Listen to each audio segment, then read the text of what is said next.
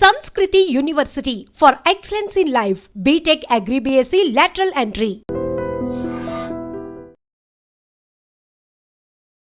నమస్తే, welcome to I dream social spotlight with Kavitha. Kerala nurse Nimisha ప్రియాకి Yemen లో ఉరిశిక్ష విషయం అనేది సంచలనమైనటువంటి వార్తగా మారింది. ఇప్పటికైతే వాయిదా వేస్తున్నట్టుగా యమన్ ప్రభుత్వం అనౌన్స్ చేసింది. యాక్చువల్ గా విదేశాలకు వెళ్ళినప్పుడు మనం ఎలా వ్యవహరించాల్సినటువంటి అవసరం ఉంటుంది, అందులోనూ పర్టికులర్ గా ముస్లిం కంట్రీస్ లో, మిడిల్ ఈస్ట్ లో మనం ఎంత జాగ్రత్తగా ఉండాలి. మనతో పాటుగా ఉన్నారు సిబిఐ మాజీ జేడి లక్ష్మీనారాయణ గారు. సార్ నమస్కారం. సార్ నమస్తే కవిత గారు.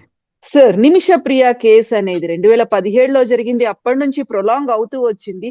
లాస్ట్ మినిట్ లో ఏం జరుగుతుంది, ఏదైనా మిరాకిల్ అవుతుందా అనుకున్నప్పుడు మనం కోర్టు దాకా వెళ్ళాము, ప్రభుత్వాలు ఇన్వాల్వ్ అయ్యా, అక్కడ ఉన్నటువంటి మత పెద్దలు ఇన్వాల్వ్ అయ్యారు. అయితే ఇప్పుడు తాత్కాలికంగా వాయిదా పడింది. యాక్చువల్ గా ఏం జరుగుతోంది సార్ ఇలాంటి కేసుల్లో? యాక్చువల్ గా మీరు ఒకసారి నిమిష ప్రియ కేసు ఒకసారి చూస్తే, అమ్మాయి యాక్చువల్ గా మన కేరళ రాష్ట్రానికి చెందిన అమ్మాయి. పాలక్కాడ్ అనే జిల్లాలో అమ్మాయి నర్సింగ్ కోర్స్ చేసింది. She a train nurse. ఆ తర్వాత ఏంటంటే యమన్ లో ఆమె పని చేయడానికని 2008లో వెళ్ళింది. అక్కడికి వెళ్ళి ఆ పనులు అవి చేసుకోవడానికి వెళ్ళిన తర్వాత తనంటూ ఒక ప్రైవేట్ క్లినిక్ ఒకటి స్టార్ట్ చేయాలని అమ్మాయి అనుకుంది, సనాన్ అనే ప్లేస్ లో. కానీ అక్కడ రూల్స్ ఎలాగంటే, అక్కడ మనం బయట నుంచి వెళ్ళిన వాళ్ళు ఈ విధంగా చేయలేరు. కాబట్టి అక్కడ లోకల్ వ్యక్తి ఎవరైనా కావాలి అని చెప్పేసి ఒక యమన్ నేషనల్ ఎవరైతే ఉన్నాడో తలాల్ అబ్దో మహదీ అనే వ్యక్తిని ఆమె బిజినెస్ పార్ట్నర్ గా చేసుకొని ఆ బిజినెస్ లో ఎంటర్ అయ్యి అతను అప్లై చేశాడు దీనికి, ఈ ప్రైవేట్ క్లినిక్. కాబట్టి 2015లో ఈ క్లినిక్ ఓపెన్ చేశారు వాళ్ళిద్దరూ కలిసి. ఆ తర్వాత ఏంటంటే వీళ్ళిద్దరి మధ్య గొడవలు రావడం మొదలయ్యి, తర్వాత ఇతను అబ్యూస్ చేయడం మొదలు పెట్టాడు ఆ అమ్మాయిని. ఆ తర్వాత వచ్చేసి అమ్మాయి పాస్పోర్ట్ ను లాగేసుకున్నాడు. తర్వాత ఒక మ్యారేజ్ సర్టిఫికేట్, ఒక ఫోర్జ్డ్ మ్యారేజ్ సర్టిఫికేట్ కూడా తయారు చేసి, ఆ తర్వాత ఎప్పుడు కాన్స్టెంట్ గా ఫిజికల్ ఈ అసాల్ట్స్ అన్నిటి కూడా చేస్తూ ఉండేవాడు అని చెప్పేసి ఆ అమ్మాయి కంప్లైంట్ చేసి, దాంతో ఏమైందంటే 2017లో ఆ అమ్మాయి ఇక భరించలేక ఫైనల్ గా ఇతన్ని ఎలాగైనా నాకు పాస్పోర్ట్ తెచ్చుకోవాలి, తర్వాత ఇతని కంట్రోల్ నుంచి నేను వెళ్ళిపోవాలి అని అక్కడ ఎవరో ఒకరు ఇంకొక నర్సు సలహాతో సెడిటివ్స్, మత్తుమందు అన్నది స్లోగా డోసెస్ లో ఈ మహదీ అన్న ఆయనకి ఇవ్వడం మొదలుపెట్టింది. ఇవి ఇలా పెరుగుంటూ పోతూ ఓవర్ డోస్ తో అతను చనిపోయాడు. సో ఆ విధంగా ఈ విధమైన ఇది జరిగింది అక్కడ. ఆ తర్వాత ఆమె ఇతని బాడీని అంతా కూడా చిన్న చిన్న ముక్కలుగా చేసేసి వాటిని ఒక వాటర్ ట్యాంక్ లో పడేయడం. తర్వాత ఈ ఇద్దరిని కూడా అరెస్ట్ చేయడం జరిగింది అక్కడ ఏమన్నా పోలీసులు. వీళ్ళిద్దరిని కూడా అరెస్ట్ చేయండి అంటే ఎవరైతే సలహా ఇచ్చారో, ఆ తర్వాత వచ్చేసి ఈమెని నిమిషాన్ని కూడా. ఆ తర్వాత ఏంటంటే కోర్టులో ఈ ప్రొసీడింగ్ జరిగాయి. స్థానికంగా ఉన్న లోకల్ కోర్టులో ప్రొసీడింగ్స్ అయిన తర్వాత ఆమెను 3 సార్లు డెత్ సెంటెన్స్ ప్రకటించారు. అంటే ఒక్కొక్క దానికి, అంటే ఆ వ్యక్తికి ఓవర్ డోస్ కెమికల్స్ ఇవ్వడము, తర్వాత బాడీని పార్ట్స్ గైడ్ చేయడము, తర్వాత డంప్ చేయడము, తర్వాత ఎవిడెన్స్ ను ఇది చేయడము, ఇలాగా అని చెప్పేసి 3 counts అంటారు మామూలుగా. సో 3 counts లో ఆవిడకి డెత్ సెంటెన్స్ ఇచ్చారు. ఆ తర్వాత అపీల్ కు వేస్తే అపీల్ కోర్టు అందులో 1 తగ్గించింది. అంటే 2 అన్నది దేశం యొక్క సుప్రీం కోర్టు కూడా ఈ అమ్మాయికి 2 సార్లు మరణ శిక్ష అన్నది కన్ఫర్మ్ చేసి, ఆ తర్వాత ఏమవుతుందంటే ఇది 2020 సంవత్సరంలో జరిగింది. ఆ తర్వాత 2023వ సంవత్సరంలో యెమెన్ దేశం యొక్క ప్రెసిడెంట్ ఎవరైతే ఉన్నారో రషాద్ అలీమి అనే ఆయన దీన్ని అప్రూవ్ చేశాడు. అంటే ఈమెన్ ఈ విధంగా మరణ శిక్ష విధించాలి అన్నది. తరువాత 2025వ సంవత్సరం అంటే ఈ సంవత్సరం జనవరిలో ఆ Houthi controlled supreme political council ఉంటుంది, అది కూడా పర్మిషన్ ఇవ్వాలి దీనికి. ఎందుకంటే యమన్ తీసుకుంటే అది హౌతీ కంట్రోల్లో ఉంది. కాబట్టి మహదీ అల్ మషాత్ అనే అతను head of Houthi controlled supreme political council, ఆయన కూడా దీన్ని సంతకం పెట్టాడు. సో ఈ విధంగా ఈ మొత్తం కేసు ఇది డీటెయిల్స్. ఆ తర్వాత ఏమైందంటే ఇక వీళ్ళు అప్పీల్ చేసుకోవడం మొదలు పెట్టారు.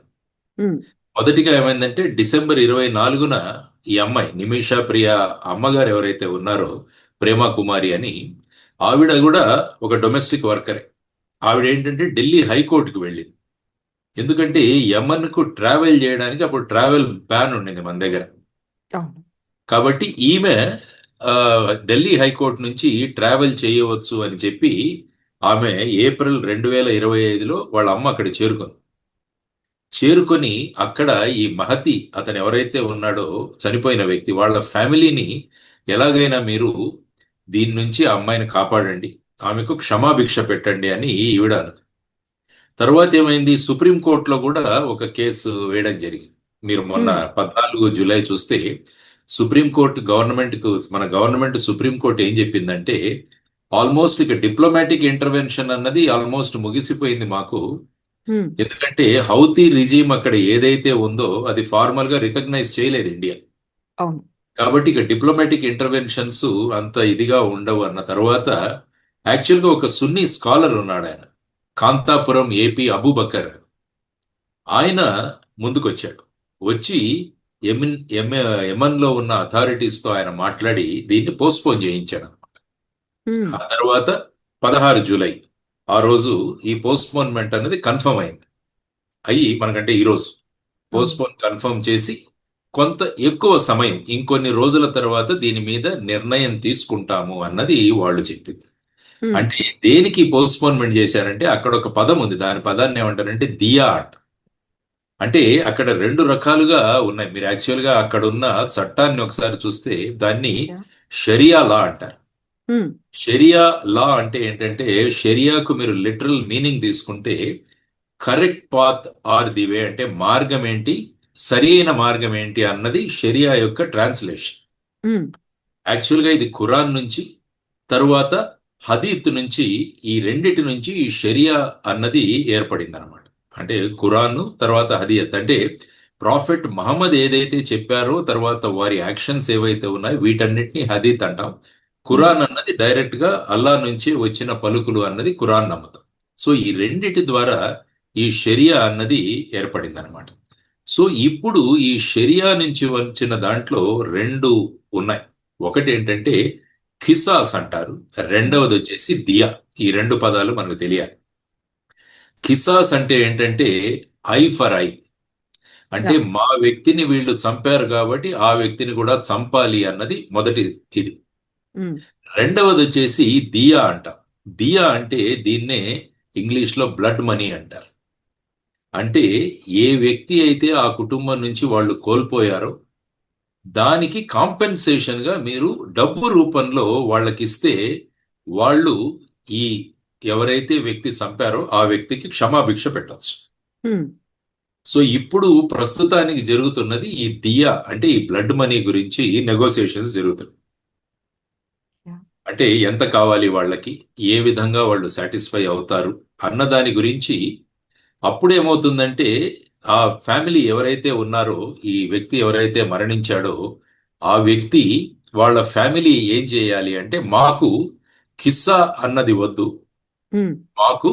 మేము దియాకు అగ్రీ అవుతాము అని చెప్పేసి వాళ్ళు మాట్లాడారు.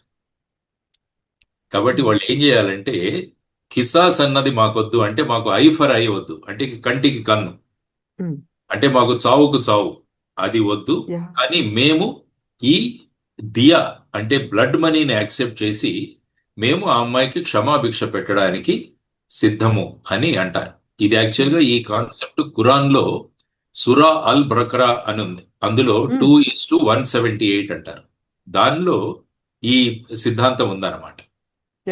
అది యెమెన్ లో పీనల్ కోడ్ లో దాన్ని రికగ్నైజ్ చేశారు. సో ఇది టోటల్ గా లీగల్ పొజిషన్ మీరు చూసుకోవచ్చు. సో ఇప్పుడు ఈ దియాని వాళ్ళు ఒప్పుకుంటే ఈ అమ్మాయి ఆటోమేటిక్ గా వదిలేస్తారా అన్నది కూడా ఒక క్వశ్చన్. అంటే సపోజ్ ఇప్పుడు వీళ్ళు దియాకు ఒప్పుకున్నారు, ఎంతో టర్మ్స్ అండ్ కండిషన్స్ ఒప్పేసుకొని మాకు ఆ కిస్సాస్ వద్దు కానీ మాకు ఈ దియా, మేము బ్లడ్ మనీ ఏదైతే ఉందో మాకు ఓకే, కాబట్టి మీరు ఈ అమ్మాయికి మేము క్షమాభిక్ష పెడుతున్నామని వాళ్ళు చెప్పిన తర్వాత ఏమవుతుందంటే ఆ డెత్ సెంటెన్స్ అన్నది ఆగిపోతుంది, మరణ శిక్ష అన్నది ఆగిపోతుంది. కానీ ఆ అమ్మాయి ఇమీడియట్ గా రిలీజ్ అవుతుందా లేదా అన్నదాని గ్యారంటీ లేదు. అప్పుడు కోర్టులు ఏంటంటే దీన్ని తీసుకొని, ఎందుకంటే ఆ వ్యక్తి అయితే చనిపోయాడు, ఆ అమ్మాయి చేతిలో ఒక నేరం అయితే చేయబడింది, ఆ నేరం వల్ల ఒక వ్యక్తి చనిపోయాడు, ఆ వ్యక్తి యొక్క కుటుంబం ఈ అమ్మాయి దగ్గర నుంచి కాంపెన్సేషన్ తీసుకొని ఈ అమ్మాయికి డెత్ సెంటెన్స్ వద్దు, ఐ ఫర్ ఐ వద్దు అన్నది Hmm. వాళ్ళు చెప్పిన తర్వాత అప్పుడు ఈ కోర్ట్స్ ఏం చేస్తాయంటే దీని గురించి మళ్ళా ఒకసారి చర్చించి మరి ఆ అమ్మాయిని జైల్లో పెట్టాలా లేకుంటే రిలీజ్ చేయాలా అన్నది వాళ్ళు నిర్ణయిస్తారు. Hmm. కాబట్టి ఇది మళ్ళా కోర్ట్స్ మీద ఆధారపడి ఉంటుంది. అంటే మరణశిక్ష అన్నది వాళ్ళు ఆపగలరు ఆ Ah. కుటుంబం, కానీ ఆ అమ్మాయికి జైలు శిక్ష అన్నది ఆపే అధికారం వాళ్లకు లేదు. Hmm. Hmm. ఆ జైలు శిక్ష అన్నది నిర్ణయించేది అక్కడ ఉన్న స్థానిక కోర్టు. ఇప్పుడు యాక్చువల్గా మీరు ఒకసారి సౌదీ అరేబియాలో కేసు జరిగింది ఇంతకుముందు. అతని Sure. పేరు అబ్దుల్ రహీం అని, అతను కూడా కేరళ అతనే. Hmm. అతను కూడా ఈ విధంగా మరణశిక్ష విధించబడింది. అతను బ్లడ్ మనీ పే చేసి ఆయన మరణశిక్ష నుంచి తప్పించుకున్నాడు, కానీ ఐ థింక్ సుమారుగా 20 సంవత్సరాల శిక్ష పడింది అతనికి, జైలు Hmm. శిక్ష. యావజ్జీవ కారాగారం. అలాగా ఇప్పుడంటే ప్రస్తుతం ఇంతకుముందు ఎలా ఉండేదంటే యావజ్జీవ కారాగారం అంటే 14 సంవత్సరాలు ఉండేది. ఇప్పుడు కొత్తగా యావజ్జీవం అంటే వాళ్ళు జీవితం బతికినంత వరకు జైల్లోనే ఉండాలి, అది యావజ్జీవం ఇప్పుడున్న ఇది ప్రస్తుతం. Hmm. Hmm. కాబట్టి ఇప్పుడు కోర్టు సెంటెన్స్లు కూడా చెప్పండి, ఈ sentence to life imprisonment till he lives అంటారు. ఆ విధంగా ఈ మధ్య సెంటెన్స్ ప్రకటించబడుతుంది. Yeah. కాబట్టి ఇప్పుడు ఈ అమౌంట్ ఎంత అన్న దాని గురించి కూడా చర్చలు జరుగుతాయి వాళ్ళ మధ్య. అంటే ఇది కోర్టు మ్యాండేటెడ్ కాదు, ఇది బయట జనరల్ జరగాల్సింది ఇది. బయట జరగాల్సిందే, అవుట్ ఆఫ్ ది కోర్ట్ ఇది జరిగేది.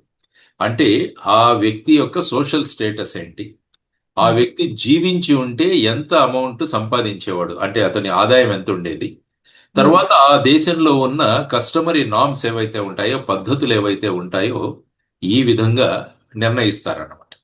Hmm. నిమిషా వాళ్ళు యాక్చువల్గా ఏంటంటే ఒక $1 మిలియన్ వాళ్ళు ఇవ్వడానికి సిద్ధమవుతున్నారని చెప్పేసి క్రౌడ్ ఫండింగ్ ద్వారా అని ఒక మనం వార్తలు వింటున్నాం. Hmm. ఒక $1 మిలియన్. సో ఆ విధంగా ఇవ్వడానికి క్రౌడ్ ఫండింగ్ ద్వారా ఈ ఫ్యామిలీకి నిమిషా యొక్క కుటుంబం సిద్ధమవుతుందని చెప్పేసి వాళ్ళు అన్నారు. బట్ వాళ్ళు ఇప్పటికైతే యాక్సెప్ట్ చేయలేదు, కానీ వాళ్ళ మధ్య చర్చలు జరుగుతుండడం, తర్వాత ఈ అబూబకర్ అన్న ఆయన ముందుకు రావడం, ఆయన యొక్క మధ్యస్థిత్వం వల్ల ఇది పోస్ట్పోన్ అయింది ప్రస్తుతానికి. సపోజ్ ఈ చర్చల తరువాత వాళ్ళు మాకు దియా యాక్సెప్టబుల్ కాదు అంటే మళ్ళా ఖిసాస్ అమల్లోకి వస్తుంది, అంటే ఐ ఫర్ ఐ, Hmm. అంటే Hmm. అమ్మాయికి మళ్ళా మరణశిక్ష. కాబట్టి ఇప్పుడు రాబోయే కాలంలో ఈ రెండు కుటుంబాల మధ్య ఎలాంటి చర్చలు జరుగుతాయి, ఆ తరువాత వాళ్ళు ఏ విధమైన నిర్ణయాలు తీసుకుంటారు అన్న దాని గురించి ఆలోచించాల్సిన అంశం. సార్, ఇప్పుడు కిసాస్, దియా అనేవి కేవలం మనం అనుకుంటున్నట్టుగా ఇస్లామిక్ కంట్రీస్ లోనే ఉన్నాయా, మిడిల్ ఈస్ట్ లోనే ఉన్నాయా, మిగతా దేశాల్లో కూడా ఇలాంటి క్షమాభిక్ష అవుట్ సైడ్ కోర్టు చర్చించుకోవచ్చు, కంపెన్సేషన్ ఇవ్వచ్చు అనేది? షరియా ఎక్కడైతే అమలవుతుందో ఆ సుమారుగా 50 దేశాలు ఉన్నాయి. ఇలాగా Hmm. 50 దేశాలలో ఈ షరియా అన్నది అమల్లో ఉంటుంది. అంటే షరియా అన్నది నేను ఇంతకుముందు చెప్పినట్టు ఖురాన్ నుంచి మరియు హదీత్ నుంచి తీసుకొని వాళ్ళ పీనల్ కోడ్ నిర్ణయిస్తుంది అనమాట. అంటే దానికి మూలం ఇవి, షరియా మూలం. ఆ మూలం నుంచి వీళ్ళు పీనల్ కోడ్ నిర్ణయిస్తారు. ఆ పీనల్ కోడ్లో ఈ విషయాలన్నీ కూడా పొందుపరుస్తారు అనమాట. అంటే కిసాస్, దియా ఇవన్నీ కూడా అందులో పొందుపరచడం జరుగుతుంది. ఆ రకంగా ఈ విధమైన కాంపెన్సేషన్స్ జరుగుతుంటాయి అన్నమాట. అది ప్రస్తుతం అక్కడ ఉన్న పరిస్థితి. మరి చూడాలి వాళ్ళు ఏ విధంగా ఈ చర్చలు సఫలీకృతం అవుతాయో, ఆ తర్వాత ఏ విధంగా ఉంటుంది అన్నది కూడా. ఎందుకంటే save Nimisha Priya international action council అన్నది కూడా ఒకటి ఏర్పాటైంది. అవును సార్. శామ్యుల్ జిరోమ్ భాస్కర్ అనే ఆయన మెయిన్ నెగోషియేటర్. సో ఆ విధంగా ఈ అమ్మాయిని ఉరిశిక్ష నుంచి తప్పించాలి అన్నది మొత్తం ఇంటర్నేషనల్ లెవెల్లో ఒక యాక్షన్ కౌన్సిల్ కూడా ఏర్పడింది. సో ఆ విధంగా ఏంటంటే మన డిప్లొమాసీలో ప్రాబ్లం ఏంటంటే ఈ యెమెన్ లో హౌతీస్ ఉన్నారు, కానీ అది ఎక్కడ ఇంటర్నేషనల్లీ రికగ్నైజ్డ్ కాదు. కాబట్టి వాళ్ళతో మనం డిప్లొమాటిక్ డిస్కషన్స్ అన్నవి కొద్దిగా ఎక్కడో ఒక చోట ఆటంకం. తర్వాత సుప్రీంకోర్టుకు వెళ్ళినా కూడా సుప్రీంకోర్టు కూడా ఏమనిందంటే ఈ అమ్మాయిని మీరు ఫండ్ రైజింగ్ ద్వారా, తర్వాత ఈ మధ్యస్థులు ఎవరైతే ఉన్నారో వారి చర్చల ద్వారా దీన్ని మీరు పరిష్కరించుకోండి అన్నది మేము పెద్దగా చేయలేమని కూడా సుప్రీంకోర్టు వ్యాఖ్యానించడం జరిగింది. ఎందుకంటే ఏ దేశం మీద కూడా వాళ్ళ చట్టాలను బట్టి అక్కడ పద్ధతులు ఉంటాయి. ఇప్పుడు మన దేశంలో అయితే సుప్రీంకోర్టు డెఫినెట్ గా దానిలో ఇంటర్వ్యూన్ అవ్వచ్చు. ఆ తర్వాత ఫైనల్ గా మనకు ప్రెసిడెంట్, గవర్నరు వీళ్ళకు కూడా క్షమాభిక్ష పెట్టే అధికారం కూడా మన రాజ్యాంగంలో ఉంది. కాబట్టి ఏ ఏ దేశాలలో ఏ విధమైన సిస్టమ్స్ ఉంటాయో ఆ సిస్టమ్స్ ని అవలంబించి చేయాల్సిన అవసరం ఉంది. కాబట్టి చూద్దాం రాబోయే కాలంలో ఈ దియా చర్చలు ఏ విధంగా జరుగుతాయి, ఆ తర్వాత వాళ్ళు ఏ విధంగా అంగీకరిస్తారు. అది సపోజ్ అంగీకరించాలని కోరుకుందాం. అంగీకరించిన తర్వాత స్థానిక కోర్టులు ఏ విధంగా ఈ విషయంలో ఈ నిమిషా ప్రియాకు ఏ విధంగా రాబోయే కాలంలో ఎటువంటి శిక్ష ఉండాలి అన్నది కూడా వాళ్ళు నిర్ణయించే ఇది ఉంటుంది. కాబట్టి we have to wait and see what is going to happen. Sir ఇక్కడే ఇంకొక వాదన అనాలిసిస్ కూడా వినిపిస్తోంది. ఇప్పుడు హౌతీల మీద మనం అటాక్ అనేది చేస్తున్నాం, వాళ్ళ స్థావరాల్ని కూడా మట్టు పెడుతున్నాము. అక్కడ ఇజ్రాయెల్ కేమో సపోర్ట్ గా ఉన్నాం కాబట్టి హౌతీల ఫ్యామిలీ మీద ప్రెషర్ తీసుకొస్తారు. మీరు చెప్పినటువంటి దియా కాకుండా చేసే ప్రయత్నాలు అనేవి ఉన్నాయి. ఎవరైతే టువర్డ్స్ ఫ్రెండ్లీగా ఉన్నారో వాళ్ళ వైపు మనం లేము అనే మాట సార్. కానీ జనరల్ గా ఏంటంటే ఇది ఒక మహిళకు పడిన శిక్ష, అదొకటి మనం గమనించాలి. తర్వాత ఆ వ్యక్తి ఈ అమ్మాయిని అన్ని విధాలుగా ఎక్స్ప్లాయిట్ చేసి ఆ అమ్మాయి పాస్పోర్ట్ లాగేసుకొని ఆ అమ్మాయిని ఏకాకిగా చేసిన సందర్భాలు అక్కడ ఉన్నాయి. ఓకే, ఇజ్రాయిల్ హౌతీస్ కు మధ్య కంటిన్యూస్ గా జరుగుతూనే ఉంది అక్కడ యుద్ధం. సో భారతదేశం యొక్క వ్యూ పాయింట్ ని ఈ కేసుతో లింక్ చేసే అవకాశం తక్కువగా ఉంటుంది అనుకుంటాను నేను. అంటే హౌతీస్ ఎందుకంటే అఫ్ కోర్స్ హౌతీస్ వాళ్ళ స్టాండింగ్ కౌన్సిల్ ఆయన ఇచ్చాడు, పర్మిషన్ ఇచ్చాడు దీనికి వెళ్ళడానికి, అది రెగ్యులర్ ప్రొసీజర్. కానీ ఇప్పుడు మనం చూడాల్సింది ఈ ఫ్యామిలీకి మధ్య ఉన్న వాళ్ళ నిర్ణయం. కాబట్టి మీరు అంటున్నారు ఇప్పుడు ఆ ఫ్యామిలీ మీద వీళ్ళు ప్రెషర్ పెట్టి దీనికి కిసాస్కే అగ్రీ చేయండి, దియాకు అగ్రీ చేయకూడదు అన్నది కూడా ఒక వాదన వినిపిస్తుంది. That may be A general గా పబ్లిక్ లో జరుగుతున్న వాదన అవ్వచ్చు. కానీ చూద్దాం, ఎందుకంటే ఈయన సున్నీ లీడర్ ఎవరైతే అబూబకర్ ఉన్నాడో ఆయన is taking the cast in a logical way ఆయన తీసుకున్నాడు. ముస్లియార్ ఏపీ అబూబకర్ ఆయన కాంతాపురం ఆయన లీడ్ తీసుకున్నారు. కాబట్టి మోస్ట్ ప్రాబబ్లీ ఈ స్టేజ్ కు వచ్చిందంటేనే ఒక పాజిటివిటీగా మనం ఆలోచించవచ్చు. ఆ తర్వాత ఏ విధంగా ఆ ఫ్యామిలీని కన్విన్స్ చేస్తారు అన్నది మనం చూడాల్సిన ప్రధాన అంశం. Yes sir, thank you so much sir. Thank you sir. నమస్తే. Thank you. నిజంగా ప్రస్తుతం ఉన్నటువంటి సమాజం దేనికి ప్రయారిటీ ఇస్తుంది? ఆర్థిక సంబంధాల చుట్టూ మాత్రమే తిరుగుతోంది. మళ్ళీ ఎన్నికలంగానే చాలా విరక్తి కలుగుతాం. మంచి అనిపిస్తుంది కదా, లేడీస్ కూడా ఛాలెంజింగ్ జాబ్స్ చేసినప్పుడు చాలా బాగుంటది. ట్రాఫిక్ అసిస్టెంట్స్ గా నియమించిన ట్రాన్స్జెండర్స్ అందరితో సాల్యూట్ చేయించుకుంటున్నారు. ఫుడ్ డెలివరీ ఇవ్వటానికి వెళ్ళినటువంటి డెలివరీ బాయ్ అనిల్ పై కళ్ళ ముందు పెళ్ళండి